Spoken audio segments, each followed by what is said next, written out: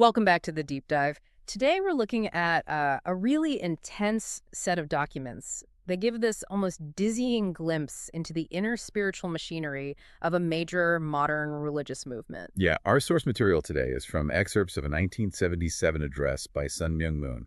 It's titled The Tradition of the Unification Church and God's Love. And this is not, casual theology we're talking about. Not at all. This address is essentially a prescriptive manual for members. It defines the core values, the mission, and it lays out these almost superhuman demands placed upon people to achieve spiritual perfection. It's a blueprint for an extremely challenging life. So our mission today is pretty straightforward. We're going to unpack this unique spiritual framework. We want to understand what sainthood even means in this tradition, how suffering is not just accepted, but actively sought out as a form of training. And how the entire purpose of the movement shifts from just following a leader to actually becoming a comforter for God, and maybe even God's successor. Exactly. It's a system built on extraordinary demands, and we need to understand the intricate logic that's driving all of it. Okay, so let's start with the basics. The source begins by putting human life into a historical context. It says your life, your value, it all comes from tradition. Family tradition, social tradition, national tradition. Right, and from that starting point, we get two immediate definitions. First, a patriot. A patriot is someone who faithfully fulfills all those existing traditions. They're good citizens, good parents, honest workers. But then you have the saint, and that's a whole different level. What's the difference? A saint is someone who establishes the ultimate tradition, God's tradition, from the individual level all the way up to the spirit world. The source mentions figures like Jesus, Muhammad, Confucius. And it specifically says they lived, and I'm quoting here, very unfortunate lives, far more difficult than average. Exactly.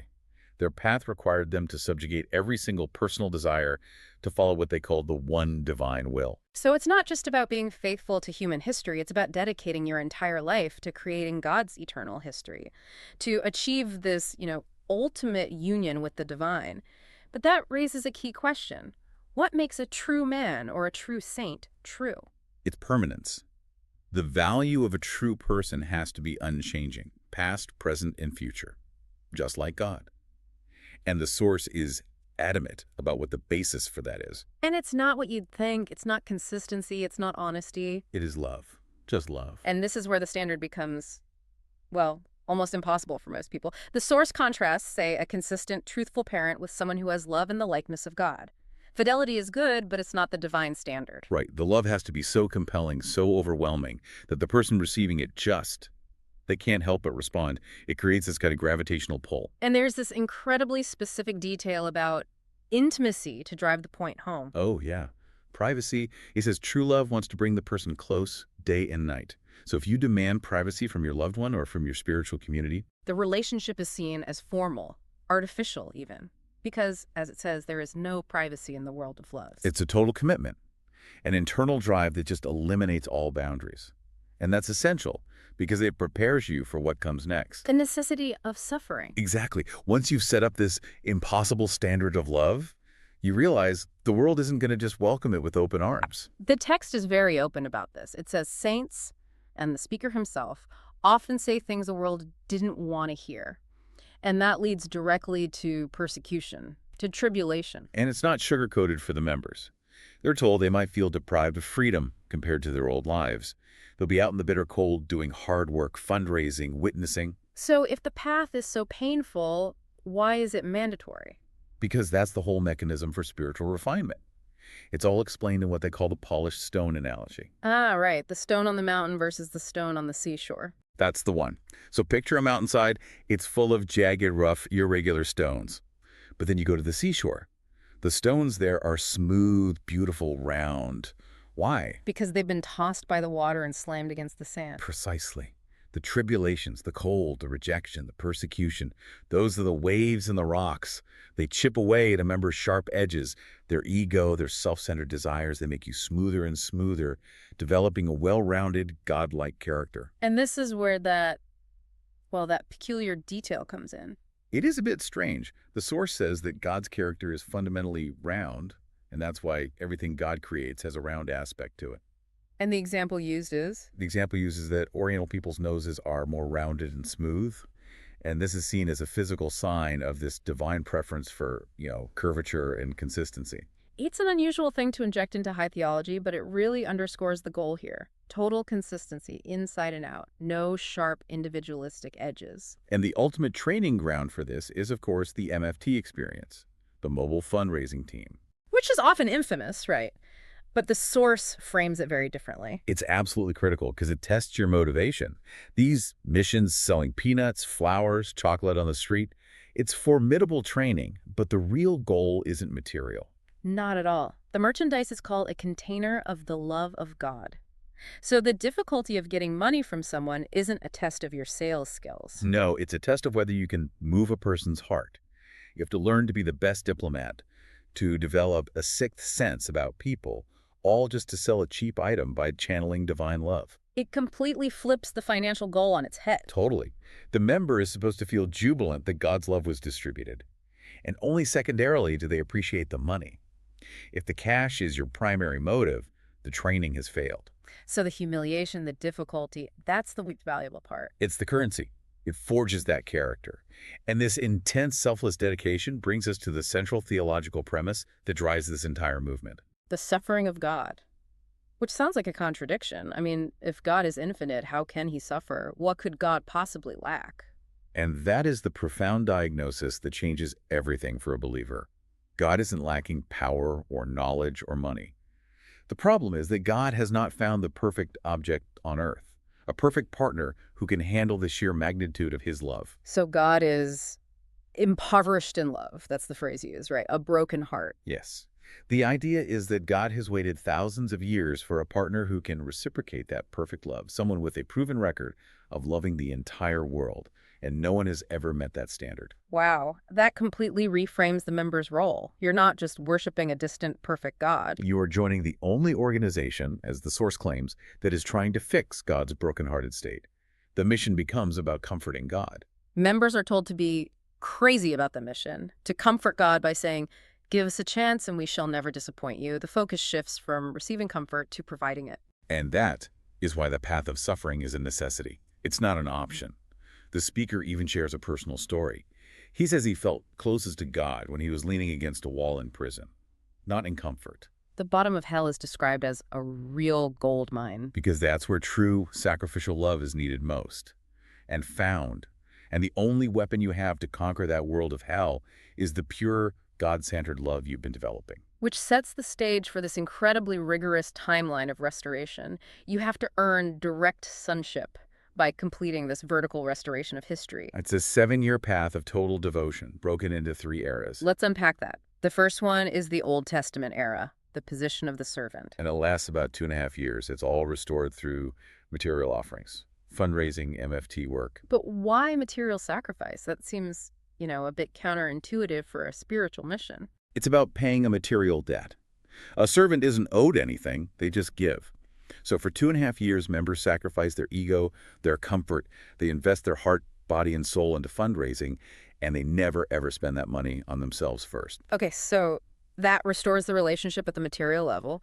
Yeah. And after that, you move on. You move to the New Testament era, the position of the adopted son. This is another 2.5 years for a total of 5. And this time, the offering isn't material. The offering is man. It's witnessing. And what does that shift mean? It sounds much harder. It is. It's moving from restoring matter to restoring heart. You're not just succeeding for yourself anymore. You have to link your efforts to your entire ancestry. You're basically promising God that you will restore the family lines that were broken in the fall. Total investment of heart, soul, and mind in restoring other people. Exactly. And after those 5 years, you finally arrive at the completed Testament era, direct sonship. This is achieved after a final 2.5-year test of absolute loyalty. So that's the 7 years total, paralleling the 7 days of creation, a complete cycle. But the demands don't stop there. Even after achieving this and being blessed in marriage, there's one more critical requirement. And this is probably the most famous or infamous one. The couple has to delay forming a family immediately. Right, and the theology behind it is intense. The idea is that the fall happened at the top of the growth stage, before Adam and Eve reached perfection.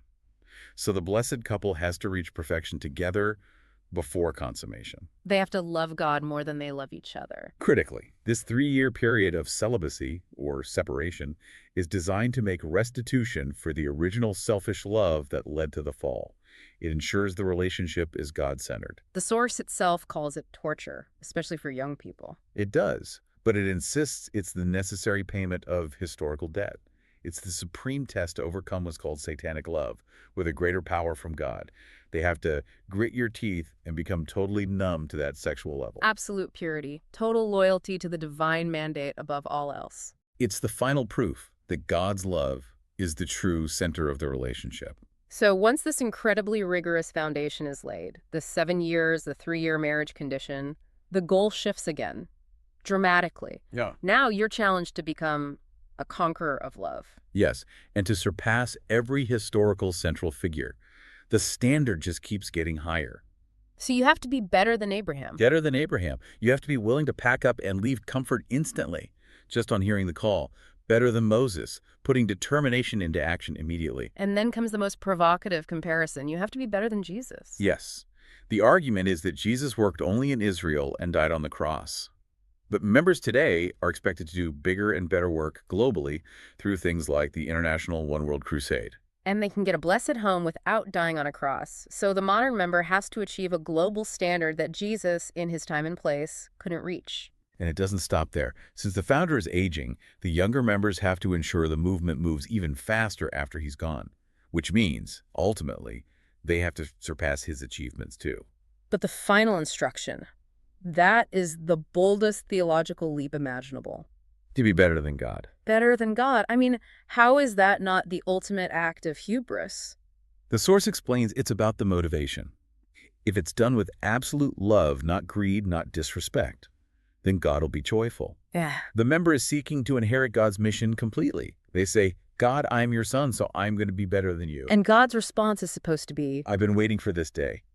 the member's ultimate goal is to inherit God's suffering mission so that God can finally rest. That is an astonishing final ambition. Spiritual victory isn't just joining a choir of angels. It's being the one who finally finishes this long, agonizing history of restoration. And that victory means tasting 3 kinds of tears. Tears of longing for love, the actual taste of love, and finally, tears of joy from the fulfillment of love. So if we put all of this together, the fundraising, the witnessing, the years of celibacy, the challenge to be better than Abraham, Jesus, even God, what's the core takeaway here? The core takeaway is clear. The true tradition of this movement is not money, it's not knowledge, it's not power. The single axis connecting every one of those intense restoration efforts is the love of God. That's the only constant. And this path is incredibly difficult, often torturous. But the source insists that this total commitment is the only way to gain the most supreme love of God and make your own history. You're not just reacting to the past, you're shaping the spiritual future.